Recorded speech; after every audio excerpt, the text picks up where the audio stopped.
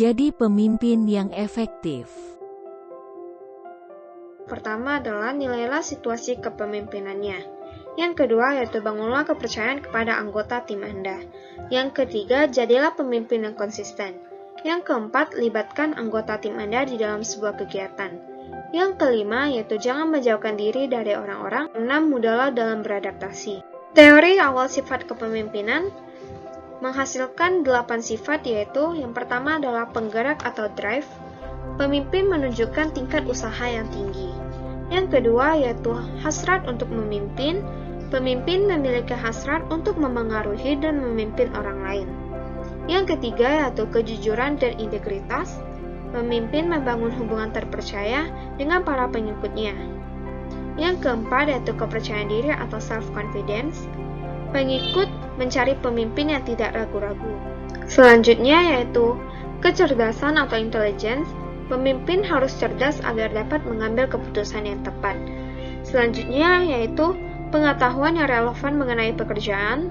Pemimpin harus memiliki pengetahuan tingkat tinggi mengenai perusahaan, industri, dan permasalahan teknis yang ada.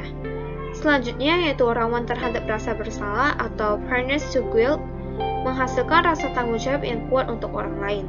Dan yang terakhir yaitu ekstraversi. Pemimpin adalah orang yang energik dan penuh semangat, suka bergaul, tegas, dan jarang sekali berdiam atau menarik. Selanjutnya yaitu teori perilaku kepemimpinan. Yang pertama ada penelitian dari University of Iowa menghasilkan 3 gaya kepemimpinan. Yang pertama adalah gaya autokrasi, yaitu pemimpin membuat keputusan sepihak dan membatasi partisipasi karyawan. Yang kedua yaitu gaya demokratis, pemimpin yang melibatkan karyawan dalam membuat sebuah keputusan. Dan yang ketiga yaitu gaya laissez-faire, pemimpin yang memberikan kesempatan kepada anggota kelompok untuk membuat keputusan. Selanjutnya yaitu penelitian Ohio State University menghasilkan 3 dimensi perilaku. Yang pertama adalah inisiasi struktur, yaitu sejauh mana pemimpin menentukan perannya dan peran anggota kelompok dalam mencapai sebuah tujuan. Yang kedua yaitu konsiderasi, sejauh mana pemimpin memiliki hubungan kerja saling percaya serta menghargai anggota kelompok. Dan yang ketiga yaitu high leader, pemimpin yang memiliki konsiderasi dan inisiasi struktur yang tinggi. Selanjutnya yaitu penelitian University of Michigan, pemimpin yang berorientasi pada karyawan menekankan pada hubungan antar pribadi dan memenuhi kebutuhan karyawannya. Sedangkan orientasi pada produksi, pemimpin menekankan pada aspek tugas dan teknik kerja. Great managerial, yang pertama adalah perhatian terhadap orang. Pemimpin mengukur perhatiannya kepada bawahannya dengan skala 1-9 atau dari rendah ke tinggi. Yang kedua yaitu perhatian terhadap produksi, mengukur perhatian pemimpin terhadap penyelesaian pekerjaan rendah ke tinggi. Model Fiedler menjelaskan bahwa kinerja kelompok yang efektif itu tergantung pada kesesuaian antara gaya kepemimpinan serta pengaruh yang dimiliki oleh pemimpin dalam menghadapi situasi kelompok. Gaya kepemimpinan berorientasi pada pekerjaan atau berorientasi pada hubungan dapat diukur dengan menggunakan kuesioner rekan kerja yang paling tidak disukai atau least preferred coworker yang kita singkat dengan LPC. Diasumsikan bahwa gaya kepemimpinan seorang pemimpin itu bersifat tetap. Kemudian mengukur 3 dimensi kontingensi. Yang pertama yaitu hubungan antara pemimpin dan anggota. Yang kedua, struktur tugas. Yang ketiga, kekuatan posisi. Pemimpin yang berorientasi pada tugas memiliki kinerja yang terbaik di situasi yang paling menguntungkan dan tidak menguntungkan. Sedangkan pemimpin yang berorientasi pada hubungan memiliki kinerja yang terbaik di situasi yang cukup menguntungkan. Teori kepemimpinan situasional atau SLT, Hersey dan Blanchard berfokus pada kesiapan pengikutnya, di mana seorang pengikut memiliki kemampuan dan kemauan untuk menyelesaikan pekerjaan tertentu. Ada 4 gaya kepemimpinan di dalam SLT. Yang pertama yaitu telling, yang kedua selling, yang ketiga participating, yang keempat delegating. Di dalam SLT ada 4 level kesiapan seorang pengikut. Yang pertama yaitu R1, di mana seseorang tidak mampu dan tidak mau melakukan suatu pekerjaan. Pemimpin dapat menggunakan gaya telling. Kemudian yang kedua yaitu R2, di mana seseorang tidak mampu tetapi mau melakukan pekerjaan tertentu. Pemimpin dapat menggunakan gaya selling.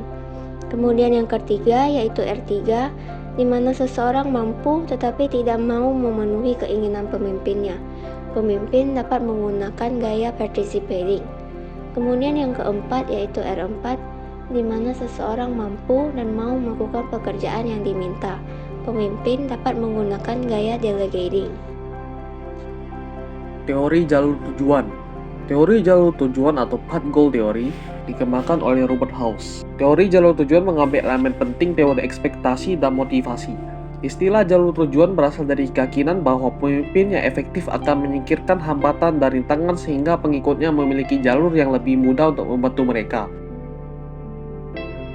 4. Identifikasi perilaku kepemimpinan. Yang pertama adalah directive leader atau pemimpin yang mengarahkan. Yang kedua adalah supportive leader. Yang ketiga adalah participative leader. Terakhir adalah achievement oriented leader. 2 variabel yang memodelisasi hubungan perilaku kepemimpinan hasil. Variabel karakteristik lingkungan yang berada di luar kendali pengikut, dan yang kedua adalah variabel karakteristik personal pengikut atau follower. Teori pertukaran pemimpin anggota mengatakan bahwa pemimpin membuat in-group dan out-group atau kelompok orang luar dan orang-orang di kelompok orang dalam akan memiliki peringkat yang lebih tinggi dalam kinerja. Kepemimpinan transformasi dan kepemimpinan transaksi, yaitu pemimpin yang memimpin dengan menggunakan pertukaran sosial. Terdapat tipe pemimpin yang lain, yaitu pemimpin transformasi yang menstimulasi dan menginspirasi bawahannya untuk mencapai hasil yang luar biasa. Kepemimpinan karismatik dan kepemimpinan visioner. Pemimpin karismatik yaitu pemimpin yang antusias dan percaya diri. Kepemimpinan visioner menciptakan dan mengartikulasi sebuah visi masa depan yang realistis, dapat dipercaya dan menarik. Kepemimpinan tim.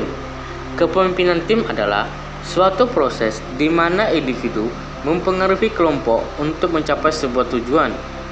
Tim yang hebat adalah memiliki tujuan yang sama, terdapat kerjasama, komunikasi yang baik, serta memiliki komitmen.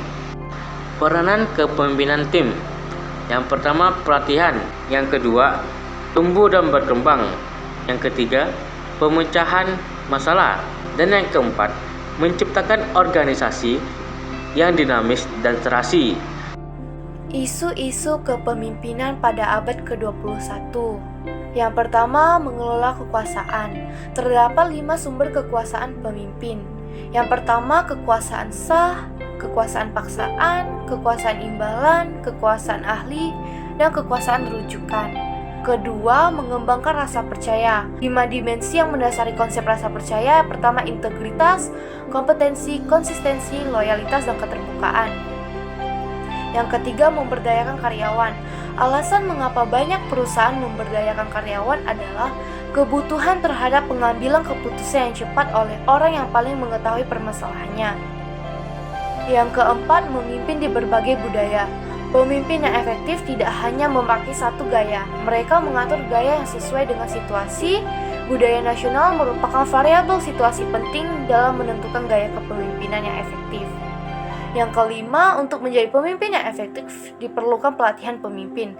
Dengan pelatihan ini, pemimpin dapat belajar cara menilai situasi, memodifikasi situasi agar dapat sesuai dengan gaya kepemimpinannya, dan menilai perilaku pemimpin seperti apa yang akan lebih efektif.